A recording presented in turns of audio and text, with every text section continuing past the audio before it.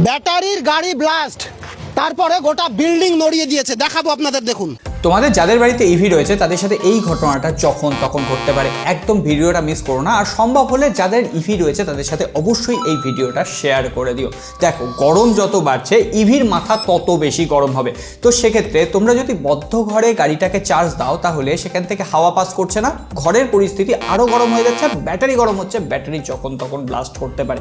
আর ওই ব্যাটারি যদি ব্লাস্ট করে তাহলে দেখো ঘর পুরো ভেঙে দিয়েছে, বুঝতে পারছো তো কতটা সাংঘাতিক হতে পারে। আর তার সঙ্গে আরো কয়েকটা পয়েন্ট মাথায় রেখো। দিনের বেলা চার্জটা অ্যাভয়েড করো, কারণ দিনের বেলা টেম্পারেচার কিন্তু এখন অনেক বেশি হাই থাকছে, ব্যাটারি গরম হচ্ছে। থার্ড, দিনের বেলা যদি ইভি চার্জ করতে হয় তাহলে ঘরের মধ্যে দরজা জানলা খুলে বা গ্যারেজে অন্তত শাটারটা তুলে তারপর ইভি চার্জ করা উচিত, বদ্ধ ঘরে একেবারেই নয়। আর তার পাশাপাশি 100% চার্জ না করে 90% চার্জ করা, গাড়ির যে কভারটা সেটা খুলে রেখে চার্জ করা, আর গাড়ি চালিয়ে এসেই সঙ্গে সঙ্গে চার্জে গোজা, এই জিনিসগুলো একদম উচিত নয়। সুতরাং নিজে সুরক্ষিত থাকো আর বন্ধুদের সাথে এই ভিডিওটা খুব তাড়াতাড়ি শেয়ার করে দাও, কারণ ওই চাইনিজ বাইকগুলো যদি একবার ব্লাস্ট করে তাহলে বুঝতেই পারছো।